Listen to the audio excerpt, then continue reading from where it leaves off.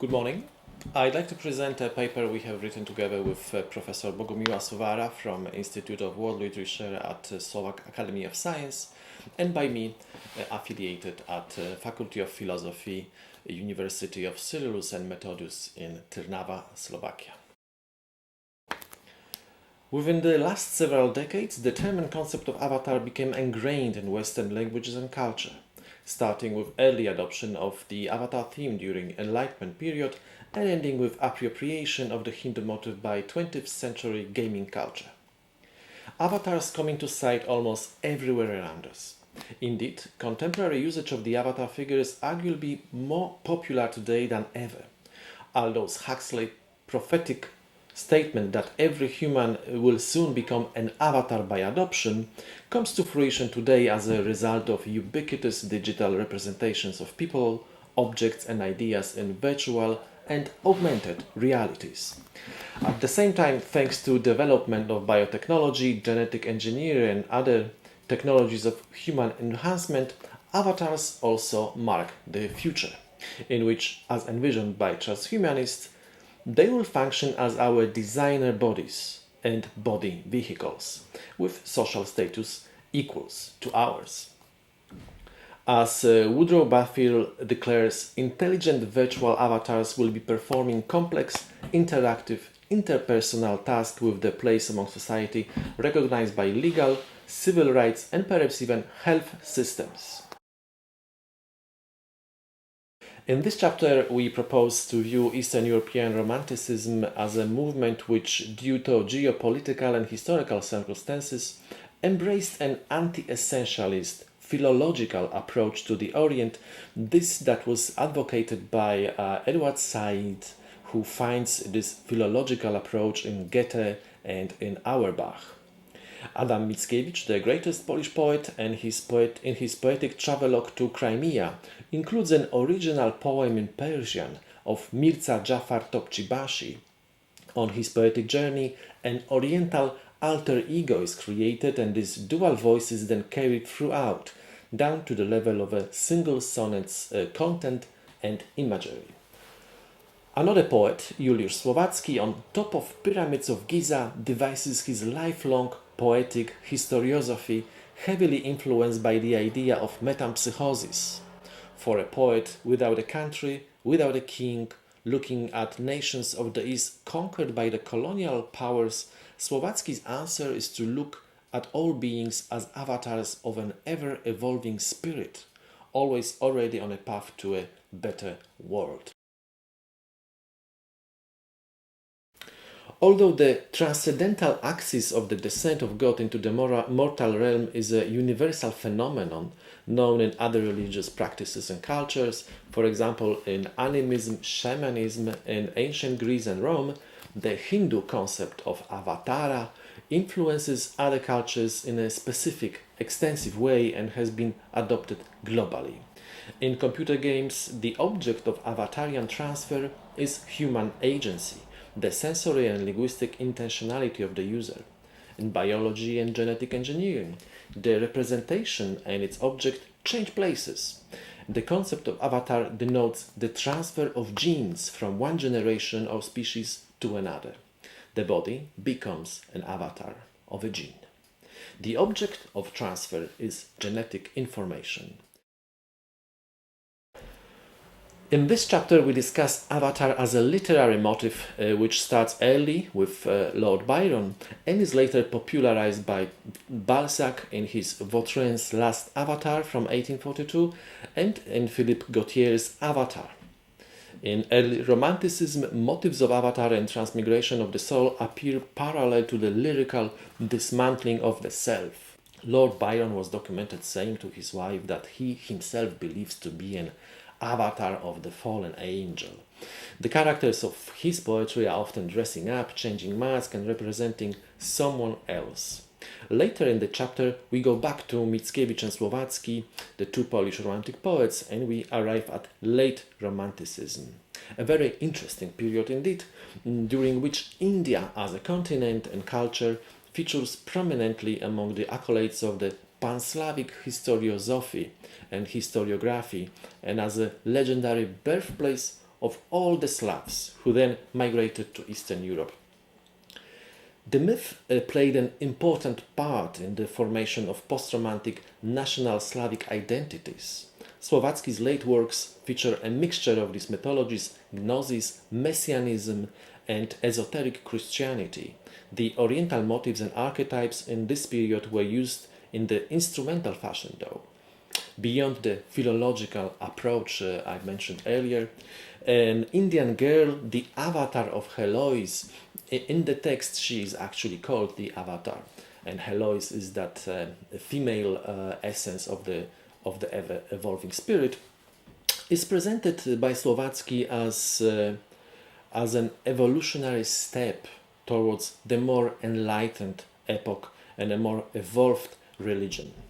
We conclude that far from the spirit of original early Romantic fascination with the East, the late Romantic approach, even in its Eastern European version, carries visible traces of Western exceptionalism and superiority. In the late 20th century, the theme of Avatar returns to the original verticality of the Hindu concept as it enters the cultural mainstream. In computer games, no matter how complicated the ontology of the avatar might be, the human-to-avatar dynamics mirrors the cyclic vertical descendances of Vishnu. It is mostly in the independent game scene and within the artistic projects of virtual reality that avatars become more than this and start to reflect contemporary dreams, hopes, and anxieties around the issues of identity formation and around the emancipatory politics, which in many ways define the socio-cultural milieu of first decades of the 21st century. In the simulation game Force of Nature, the players are incorporated into the swirl of tornado that damages towns and destroys buildings and people. In Becoming a Dragon, a mixed reality performance by Mika Cardenas, the artist overimposes her Second Life avatar into real life and its domestic surroundings.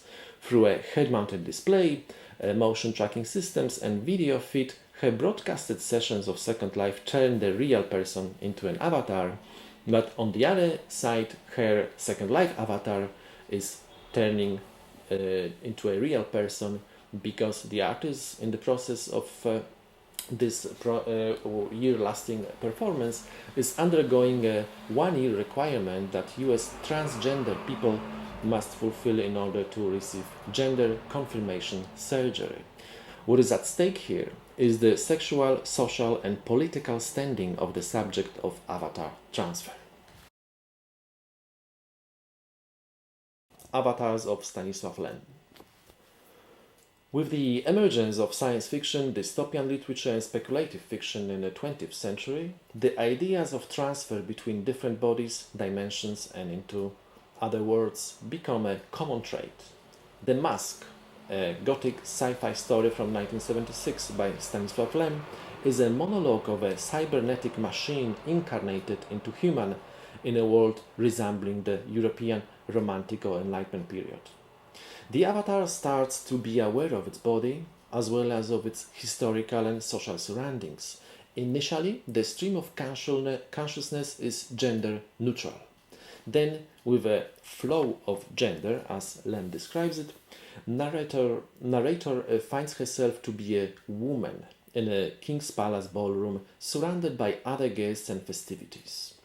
In a pursuit of self-discovery triggered by the blurred memories of at least 3 previous lives, the avatar learns that she is programmed to be an assassin.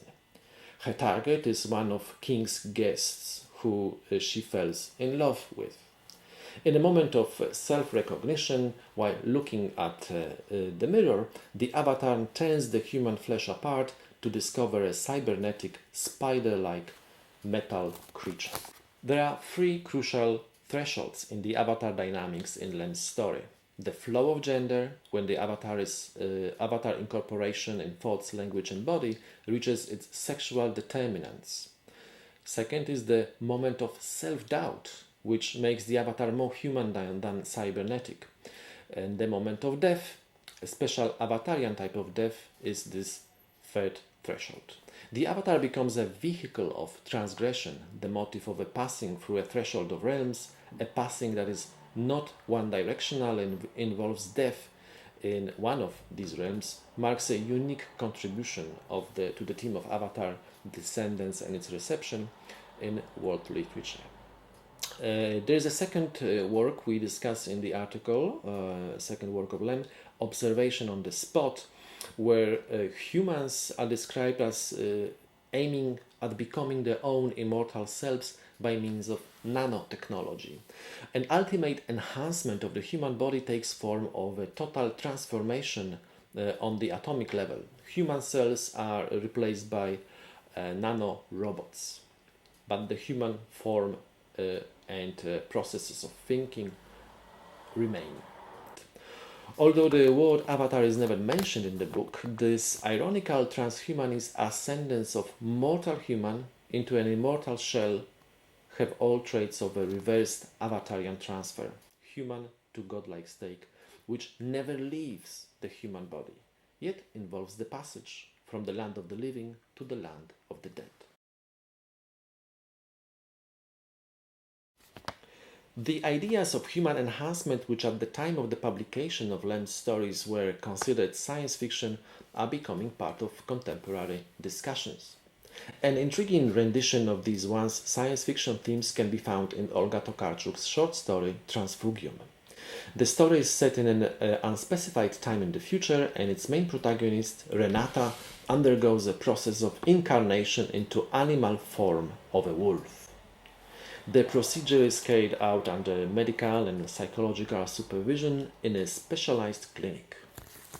The center of the story is a family gathering at the clinic where the loved ones, most of them with reluctance, dismay, and confusion, come to say their last goodbyes to Renata. For most of the family, the process is equal to death, and the meeting is nothing short of a funeral. From their point of view, the transfugium, Latin for escape, desertion, is understood quite literally as a desertion from human world.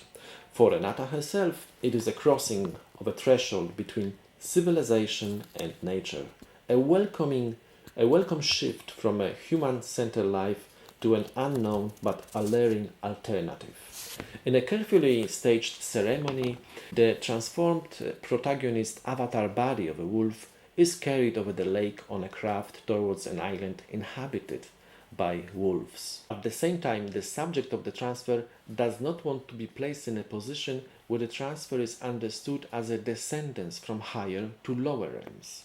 Tokarczuk's protagonist is transferring into an alternative life form, but not to a lower life form. Early in the 1990s, before her influential book How to Become Posthuman, Catherine Hales predicted that the avatar in cyberspace would become more than a puppet. Instead, it will have a chance to represent a zone of interaction that opens the subject to the exhilarating realization of otherness. In Olga Tokarczuk's vision, the avatar has a biological form, and the realization of otherness is achieved via a luminal transfer to animal realms. If radical human enhancements and accompanying avatarian transfer have migrated from science fiction of Lem to the mainstream literary fiction of Olga Tokarczuk, then Maja Smrekar, Slovenian laboratory bioartist, brings these ideas and motifs to the level of artistic live performances.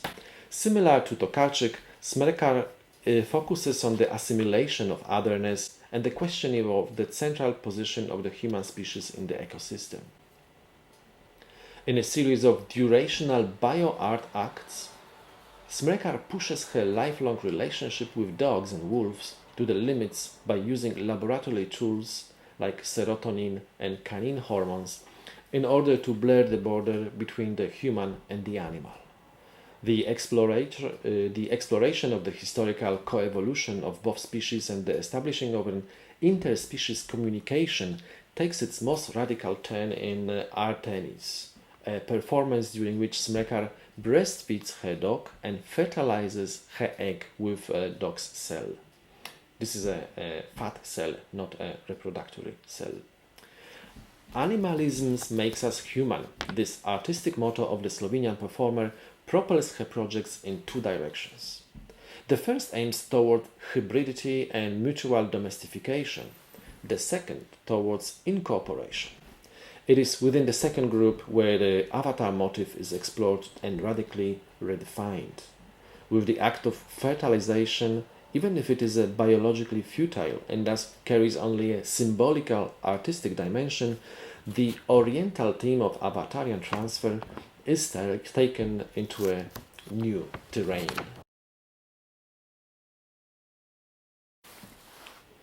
The adoption of Hindu motif of avatarian embodiment in the early 19th century was employed in association with Messianic ideals of liberation and the spiritual enhancement of humankind. King Spirit, Juliusz Słowacki epic poem envisions the role of ever-evolving spirit as angelizing the mankind. Later in the 20th century, Polish futurologist Lem made a grotesque version of this vision. He depicted a human enhanced into an immortal avatar which is effectively dead. The irony, the paradox, and indeed the full drama of avatar transfer, mostly absent in avatar themes in computer games, returns in the posthumanist visions of Olga Tokarczuk and Maja Smrekar. The discursive dynamics of avatarism, a category proposed in this article and concerned with the historically changing configurations of the original Hindu motif, starts with poetic inspiration and ends with biological embodiment. The category of avatarism encourages the creation of connections between heterogeneous cultural areas. Its potential for comparative studies of similar narrative patterns in different historical periods and across different cultures is highly promising. In fact, the avatar might be the most suitable figure for future reflections that would bridge literary studies with reflections on possible outcomes of biotechnology in disciplines such as philosophy, bioethics, and artificial intelligence studies. Thank you very much.